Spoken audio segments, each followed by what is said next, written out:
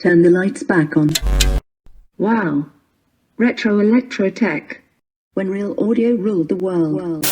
Greetings once again, ladies and gentlemen. This is Ernest with Retro Electrotech, and the organized chaos that you see before you is a Soundesign Model 61A, a little mini console unit that is all pulled apart here, and I had to set it aside for quite a while because this came to me initially with some issues involving, scratchy pots. I had diminished signal on the right side, and which turned out to be a bigger issue because during further testing the right channel went kaput, and also too the turntable was not turning. The platter wasn't turning. The motor here was all seized up, gunked up, bunch of rust.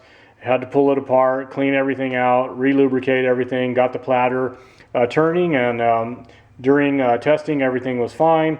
The tone arm was cycling automatically and so forth.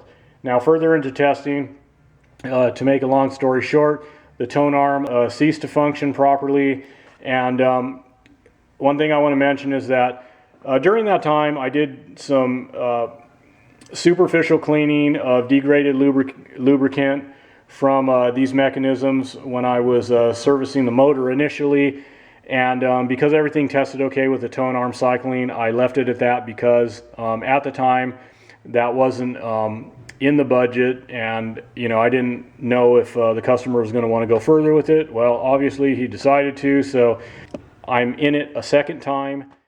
So that's where I'm at. And one thing that I don't think I did mention is that there's no service data, no schematics available for this unit, at least none that I found. I searched all over the net, and nothing there, so I had to kind of fly by the seat of my pants when I was trying to resolve that right channel issue. And like I said, there were some bad caps involved that were responsible for that, and I also had to tidy up some solder joints and what have you. There's still some old caps in here that I'm just going to go ahead and yank and replace so that I don't have to go back into this at a later date. It's not going to be much more of a penalty and cost to the customer, so I'd rather just do it now while I have it open. So, but that's last. I want to get all this resolved first. I'm going to start reassembling all these mechanisms because that's going to be a little bit more painstaking.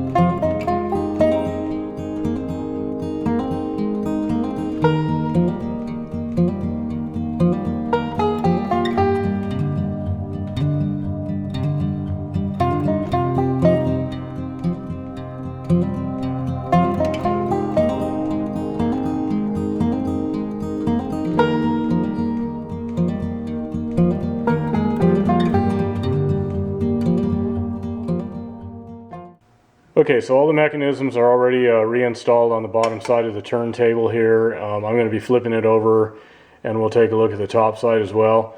One thing I want to mention is that I had to do a lot of this off camera because I couldn't keep stumbling around trying to work around the camera. I have, cleaning supplies over here on this cart. I had a lot of that to do, and then I have stuff all over the bench right now, so everything was kind of closing in on me. So until I can get an overhead boom or something and a little bit better setup so I can maneuver around without being impeded and tripping over stuff and bumping my head and just all kinds of junk. So anyways, let's flip her on over. Okay, and here we are at the top side, the cycling cam and end of play trip mechanisms and all the bearings and all that are cleaned, re-lubricated, all squared away. And I'm going to pan on over here as well. And again, I'm also going to go back to this, pull the few remaining old caps out of here, since, like I said before, I don't want to have to go back in again. So as mentioned, there were some bad caps in here that were contributing factors to the loss of signal on the right channel. Also too, there was some solder joints that needed to be touched up, and I just went through and cleaned everything up and just you know, conducted a more thorough inspection. So again, once I finish all this, I will come back with a final test of things. So till then, take care. Okay, obviously everything is put back together, so I'm going to do a quick demo.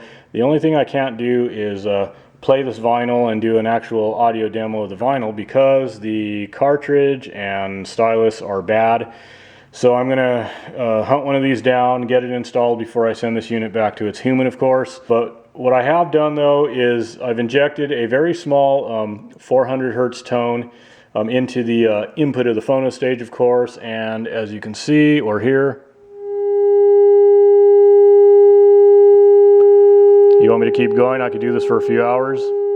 No, just messing around. This would drive anybody crazy. But okay, so everything is amplifying like it should. So once I get the new cartridge in there and stylus, it'll be good to go. Let me demo the turntable there. Okay, it'll drop the vinyl. Let me catch its tone arm before it, because I've got the wires hanging from the head shell there. Let me just kind of skate it across. Okay. And it should drop and stop. Okay. Let's just do that one more time. Okay. And let's go ahead and, okay, bam. So maybe just a little bit of adjustment. You know, I'm going to go through and adjust a few things, but I've gone as far as I can go with this, and everything is working fine anyways. But you know, I'm only going to spend so much time fine-tuning everything. I'll get it to where it needs to be so that it's working good. But you know, I can't spend too much more time on this. So anyways, also too, let me get it on over to, let me see, yeah, that's, okay. Okay. Right side, left side. Okay, so I'm not going to play that too long because YouTube will probably freak out because I'm playing a radio station. So anyways, but all things considered, it sounds good. You know, everything is working like it should now. So anyways, like I always say, peace, love, rock and roll, and of course, vintage audio. So stay tuned for more. Take care of yourselves in the meantime. This is a poor man's shoe production.